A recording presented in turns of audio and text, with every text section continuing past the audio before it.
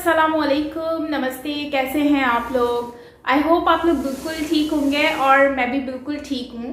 आज हम रिएक्शन देने वाले हैं। एक वीडियो है जो कि मेजर गौरव आर्या ने एंटी नेशनल महिला की लगाई वॉट। सो इस वीडियो को आज हम देखेंगे और देखते हैं कि वो क्या कह रहे हैं बेसिकली। सो बिना देरी के चलते इस वीडियो की तरफ और रिएक्शन देते हैं। So let's start.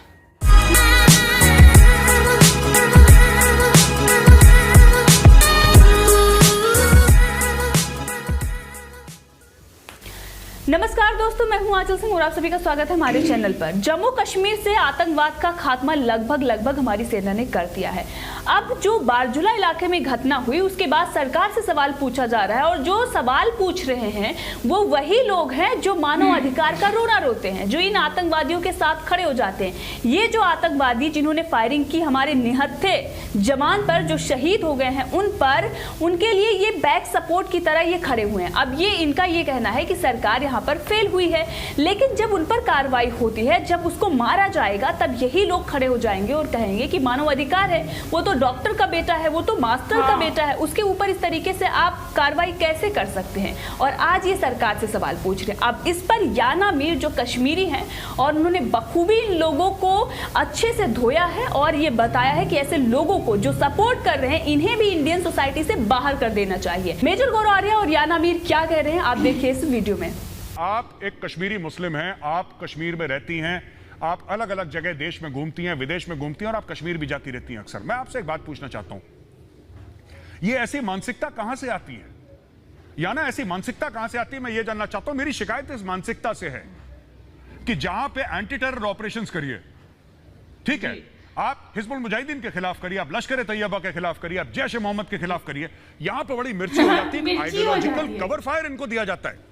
मैं ये जानना चाहता हूं याना कि ऐसा क्यों है कि आइडियोलॉजिकल कवर फायर दिया जाता है कि वो लोग जमीन पे काम करें हथियार से और उनके कामों के ऊपर एक जामा पहनाने के लिए, एक कवर चढ़ाने के लिए टीवी के पैनल पे लोग बैठे रहते हैं, रात के 7 बजे, 8 बजे, 9 बजे, 10 बजे, 11 बजे यही बात करते रहते हैं कि साहब हुआ तो बहुत गलत, हम कंडेम करते हैं, ये बहुत बड़ा जुर्म हो गया साहब, बहुत बड़ी गलती हो गई साहब। लेकिन ये जरा लेकिन के ऊपर आप कमेंट करिए याना, आप तो बड़ी पैनी नजर, बड़ी गहरी नजर रखती हैं कश्मीर के अफेयर्स के, जरा इस लेकिन के ऊपर कमेंट करिए। हर चीज में लेकिन क्यों जोड़ते हैं ये लोग? ये लोग मतलब कौन?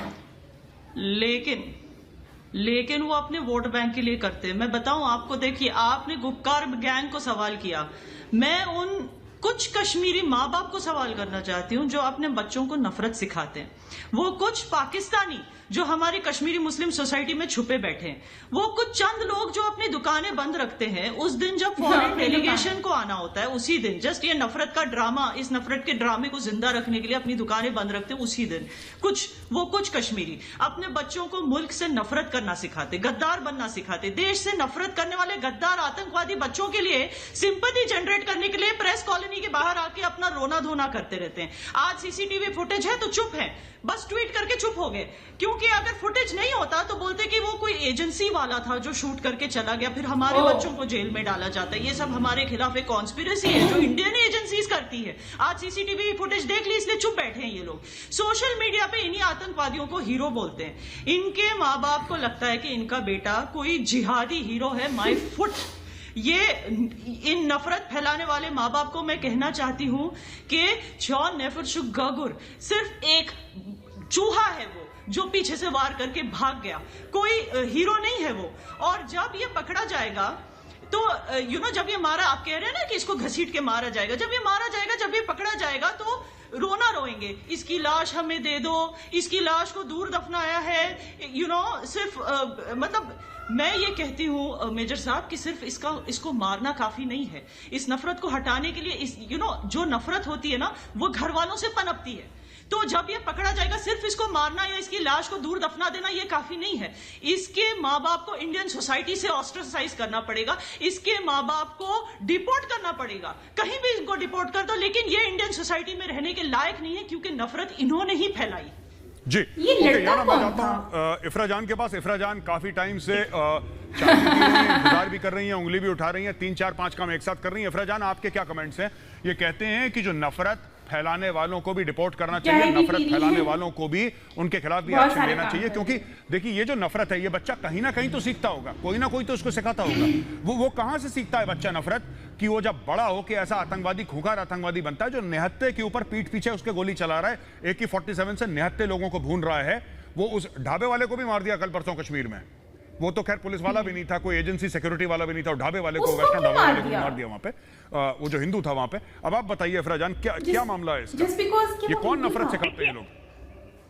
देखिए काफी टाइम से जब हम आ रहे थे, आप लोगों का ये सवाल आज सरकार से होना चाहिए कि इतने बड़े बड़े इंटेलिजेंस फेलियर्स क्यों हो रहे हैं। लेकिन न जाने ये देश की कैसी मीडिया है, ये ऑपोजिशन से जाके सवाल करती है। लॉ एंड ऑर्डर जो है, क्या वो इफ्रा जान चलाती है? क्या वो आकिब रेंजू शाह चलाता है? क्या मैं जाके पॉलिटिकल को बनाऊंगी कि कैसे यहाँ पे law and order situation control में होनी चाहिए? भाजपा की सरकार है जो सबसे बड़ा दावा करती है कि हम जब आएंगे टेररिज्म खत्म हो जाएगा। भाई 2 साल से हम सुनते आ रहे हैं कश्मीरी लोग कि टेररिज्म में आखिरी कील है, आखिरी कील है, आखिरी कील है। भाई कितने सारे कील हैं आपके पास? फॉरेन ऑनवॉय यहाँ पे बैठी है और यहाँ से 1 किलोमीटर दूर अटैक होता है। भाजपा की सरकार की कान के ऊपर जू नहीं रेंगती। एक मिनट, आपके सवाल करते हैं बीजेपी। बोलो इफ्रा, एक मिनट इफ्रा, आप जो बात कर रही है ना, बेबुनियाद बात कर रही है, ठीक है? सुनिए, आपकी बात पूरी बेबुनियाद है इफ्रा। सुनिए, आपकी बात सिर्फ बेबुनियाद नहीं है, आपकी बात पूरी की पूरी फ्रॉड है। आपकी बात पूरी फ्रॉड है और मैं बताता हूं आपकी बात क्यों फ्रॉड है। आपकी बात इफ्रा इसलिए फ्रॉड है, आपकी बात इसलिए फ्रॉड है। क्या इंटेलिजेंस फेलियर? आपने इंटेलिजेंस फेलियर की बात करी थी जब चिट्टी सिंहपुरा में 40 सिख मर गए थे। आपने इंटेलिजेंस फेलियर की बात करी थी जब हर रोज वहां पे कश्मीर में हड़तालें होती थी, स्टोन पेल्टिंग होती थी, तब आपने बात नहीं करी क्योंकि वो आपके अपने खुद कर रहे थे। वो हत्याएं, वो स्टोन पेल्टिंग आपके आइडियोलॉजिकल मास्टर्स करवा रहे थे, तब आपको बड़ी अच्छी आ रहा, आपको मजा आ रहा था। जब गिलानी ने कश्मीर की इकोनॉमी बिल्कुल ठप कर दी हड़ताल कैलेंडर निकाल के, और गिलानी ने बोला कि हर हफ्ते 3 दिन कश्मीर का हर बाजार बंद रहेगा, तब आपको बुरा नहीं लगा, तब आपको बुरा नहीं लगा। आज आपको इंटेलिजेंस फेलियर दिखता है, तो लगता है किसी ने चूरन खिला दिया, आपको पता ही नहीं इंटेलिजेंस गैदरिंग कैसे होती है, इंटेलिजेंस किस तरीके से पूरा का पूरा एनालाइज करा जाता है और किस तरीके से उसको इनकॉर्पोरेट करते ग्राउंड में, आपको नहीं पता है। आप सुनिए, आप इफ्रा जाइए, कॉम्पिटिटिव एग्जाम्स की तैयारी करिए, आप स्टूडेंट हैं, अच्छे बच्चे हैं, प्लीज ये सब बड़ों की बातों में मत पड़िए आप कि इंटेलिजेंस फेलियर। आपको पता ही नहीं इंटेलिजेंस फेलियर क्या होता है, आपको पता ही नहीं है। सुनिए, यहाँ पे लोग हैं, पढ़े लिखे लोग, आप प्लीज इफ्रा को हटाइए स्क्रीन से। मेरे पास टाइम नहीं है सबके साथ डील करने के लिए कि मैं बच्चों की यहाँ पे क्लास लूं और बच्चों का ट्यूशन लेके उनको ये समझाऊं कि इंटेलिजेंस क्या होता है। कुछ भी बोलते हैं लोग, कुछ कहीं से सुन लिया, कोई नॉवल पढ़ रहे हैं, अंग्रेजी नॉवल, इंटेलिजेंस फेलियर। आज मैं बोलूंगा इंटेलिजेंस फेलियर। क्यों बोलोगे भाई, क्या होता है इंटेलिजेंस? आतंकवादी आए, आतंकवादियों ने एक एक्शन लिया, अब इंटेलिजेंस ये बताएगा वो लोग कहां पे हैं, उनको जाके एलिमिनेट कर दिया जाएगा।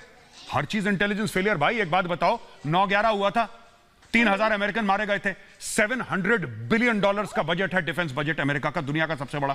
और जो अगले 5 देश हैं उनका मिला के उतना नहीं है अगले 10 देशों का जितना अमेरिका का है। फिर इसीलिए मैं कहता हूं इफ्रा जान, सुनिए इफ्रा देखिए, वो दिन चले गए जब मेजर गौरव आर्या फ्री में नालायक बच्चों को ट्यूशन देता था। I have lost patience.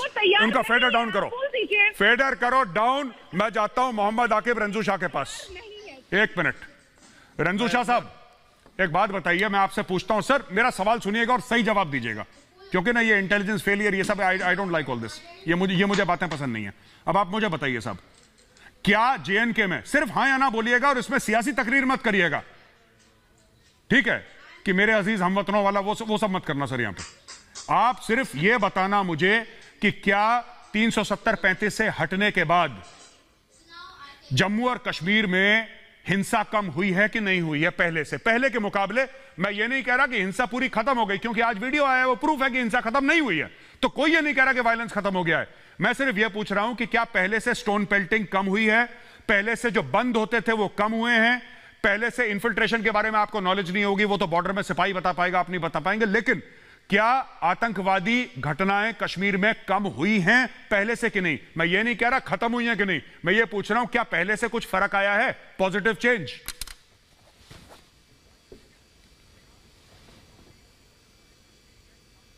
जी देखिए गौरवारिया जी, बिल्कुल फर्क आई है, बिल्कुल कम हुआ है, लेकिन एक चीज मैं बताना चाहूंगा, आपने 370 हटा दिया, तब आपने प्रॉमिस किया था एक रोबस्ट चेंज आएगा, जम्मू एंड कश्मीर के लोगों को एक अच्छा खासा नया कश्मीर देखने को मिलेगा। लेकिन वो नया कश्मीर हम कब देखेंगे? एक चेंज, लोगों को तो बदलाव तो दिखना चाहिए ना। आप बोल रहे हो अब्दुल्ला मुफ्ती, उनको सिक्योरिटी कवर किसने दे रखा है? मैंने तो नहीं दे रखा है, इफरा जान ने तो नहीं दिया है, सरफराज वानी ने तो नहीं दिया है, वो तो दिल्ली में बैठी सरकार ने दिया है। ठीक बात है आपकी, ठीक बात है आपकी, पर मैं आपको एक बात कहना चाहता हूं। रंजू शाह साहब, आपने बात पूरी ठीक करी, लेकिन 2 साल में आपने जितने सवाल इस सरकार से पूछ लिए भाजपा के, और आपका हक है, आप इस देश के नागरिक हैं, आपका हक है, संविधान आपको आजादी देता है कि आप सवाल पूछें। लेकिन सर, इससे 1/10 एक 10वां हिस्सा आप मुफ्ती परिवार और फारूक अब्दुल्ला के परिवार से भी पूछ लेते, जिन्होंने 70 साल तक जो हलवा बनाया है JNK में, वो सब जानते हैं, आप जानते हैं, मैं भी जानता हूं। जो लोग वहां पे नहीं जाते शायद उनको नहीं पता है कि सरकार ने कितना पैसा दिया। और आज भी कश्मीर में, सर 1 मिनट रुक जाइए सर, कश्मीर में आज भी श्रीनगर की रोडों में, गड्ढे हैं सर। आज भी नेशनल हाईवे अच्छा है, लेकिन स्टेट हाईवे की जो दुर्गति है, आप नॉर्थ कश्मीर में जाइए सर, नॉर्थ कश्मीर में जाइए, तंगधार की तरफ कच्ची रोडें आज भी हैं। वो लाखों करोड़ जो सरकार ने दिए, पता नहीं कहां गए, किसी को उसका नहीं पता। मैं ये नहीं कह रहा कि किसी ने अपनी जेब में रख लिए, वो जिसकी जेब होगी उसी को पता होगा जेब की गर्मी से कि कितने पैसे गए। मैं तो कोई नहीं होता यहाँ पे किसी को पर लांछन लगाने के लिए। तो दोस्तों, आपने ये पूरी डिबेट देखी, इसमें मेजर गौरव आर्या और याना मीर और उनके साथ ही जो और पैनलिस्ट थे, उन्होंने बताया कि किस प्रकार से आज जो सरकार पर सवाल खड़े कर रहे हैं, वही मानव अधिकार का रोना भी रोते हैं। लेकिन सबसे बड़ा सवाल यहाँ पर यह खड़ा होता है कि ये लोग जो मानव अधिकार का रोना रोते हैं और वहीं सरकार से सवाल पूछते हैं, इनको सपोर्ट करने के लिए जो लोग खड़े होते हैं, उसमें बड़े बड़े हमारे नेता भी हैं जो नहीं चाहते कि हमारे देश में अमन चैन रहे। लेकिन जो घटना ये हुई है, उसमें सबसे बड़ा हाथ है वो पाकिस्तान कर रहा है, और विपक्ष के नेता पाकिस्तान के साथ मिले हुए हैं। आपने देखा कि मणिशंकर अय्यर पाकिस्तान जाते हैं, मोदी को हराने के लिए पाकिस्तान का समर्थन लेते हैं, लेकिन पाकिस्तान कंगाल हो चुका है। इतनी बड़ी उसकी औकात नहीं कि वो भारत में अशांति पैदा कर सके। अब उसको सहायता जो दे रहा है वो चाइना दे रहा है, क्योंकि चाइना डायरेक्टली इंडिया से नहीं लड़ सकता, और इसीलिए भारत में अशांति फैलाने के लिए, गतिरोध बढ़ाने के लिए इन सब चीजों का सहारा ले रहा है। अब इस पर यह देखना होगा कि आगे सरकार क्या कदम उठाती है, और जब ये आतंकवादी मारा जाता है तो ये मानव अधिकार का रोना रोने वाले क्या कुछ कमेंट उस वक्त करते हैं। इसके साथ ही वीडियो अगर आपको पसंद आई हो तो लाइक करें, शेयर करें, चैनल को सब्सक्राइब करें। तो गाइस, ये वीडियो थी जिसमें मेजर गौरव आर्या जो है वो बहुत ही ज्यादा गुस्से में भी दिख रहे थे, क्योंकि आपको पता ही है जब कोई उल्टी पुल्टी बात करता है तो फिर उनको गुस्सा आ जाता है, और फिर उसकी जो वॉल्यूम होता है वो म्यूट हो जाता है, और फिर मेजर साहब का वॉल्यूम अप हो जाता है। तो फिर यही होता है, आपको पता ही है, हमेशा की तरह। तो खैर, वीडियो में जो कि इन्होंने बताया है, आर्टिकल 370 हटने के बाद जैसे कि सारा माहौल बहुत अच्छा हो गया था, हम सब नहीं देखा था, बट उसके बाद फिर ये अब सुनने में आ रहा है कि वहां पर किसी को एक आम आदमी था जिसको इन्होंने मार दिया, जो कि पंडित था मेरे ख्याल से, नहीं पंडित तो नहीं थे, खैर हाँ शायद कोई पंडित यहाँ पे हिंदू थे, तो उनके साथ इस तरह का इंसिडेंट हुआ। तो बेसिकली ये ऐसे कौन लोग हैं जो इस तरह से कर रहे हैं, ये कोई ग्रुप है, क्योंकि इसका मुझे ना इतना समझ सही से नहीं आया। बट ये है कि जो अभी कश्मीर के हालात तो ठीक हो रहे हैं, तो उसके बावजूद इस तरह की ये जो मामलात हैं जो देखने को मिल रहे हैं और सुनने को मिल रहे हैं, तो ये समझ नहीं आ रहा कि ऐसा क्यों हो रहा है। और जबकि वो जो लड़का था, उन्होंने कहा कि ये वाजपेयी जो है, दिल्ली का नाम ही इट्स मीन के दिल्ली में तो बीजेपी गवर्नमेंट है, तो उन्होंने किया है, उनका ये कहना है। बट उनका हमेशा नाम क्यों बीच में आता है, मुझे तो समझ नहीं आती कि मोदी जी को या मोदी जी की गवर्नमेंट को लेकर बीच में क्यों आ जाते हैं, जबकि वो तो अपने काम हर चीज़ को सही कर रहे हैं। जैसे अमित शाह की आपने देखा होगा, अमित शाह जी ने कहा था कि हम जो है वो कश्मीरी पंडित जो है उनको भी वापस भेजेंगे, वहाँ पर स्पेशली कॉलोनीज बनाई जाएंगी। तो ये कहीं उसका तो नहीं है, और उसकी वजह से तो नहीं ये लोग इस तरह से कर रहे खौफ और हिरास पैदा करने के लिए, क्योंकि वो जो प्रोजेक्ट इन्होंने अभी बना रहे हैं 22 तक का जो इन्होंने सोचा हुआ है, मेरे ख्याल से 22-24 के बीच में, तो मुझे लग रहा है कि कहीं ये उसी से रिलेटेड ना हो, क्योंकि अमित शाह जी ने कहा था कि हम वहाँ पे कॉलोनीज बनाएंगे, वहाँ पे हाई सिक्योरिटी देंगे, तो लोग जो है, वैसे तो मुझे नहीं लगता कि वो लोग जाएंगे। पंडित जितने भी अपने सेटल हो चुके हैं इंडिया की दूसरी जगहों पर, तो अब आइडिया नहीं है कि क्या होगा बेसिकली, लेकिन मुझे लगता है कि ये जो है ना उसी से ही रिलेटेड कुछ उसी की वजह से ही या कुछ देखने को मिल रहा है।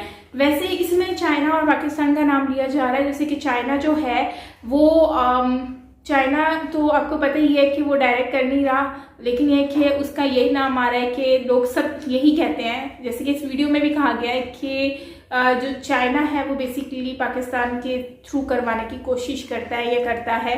तो इस तरह की चीज़ें सुनने को मिलती हैं, तो मुझे समझ नहीं आता कि चाइना इतना मतलब कि इतना चालाक है। वैसे मैंने तो सुना था चाइना जितना डरपोक होगा ना उतना कोई भी नहीं होगा, लेकिन यह है कि फिर भी चाइना इतनी बड़ी बड़ी चीज़ें कैसे करवा लेता है, ये तो मुझे खुद भी समझ नहीं आती है। लेकिन मैं एट दी एंड यही कहूँगी कि यार ये जो इस तरह से उल्टी पुल्टी हरकतें करते हैं, जो हालात ख़राब कर रहे हैं कंट्री की, तो मुझे लगता है कि वाकई में ही उनको राइट नहीं है उस कंट्री में रहने का।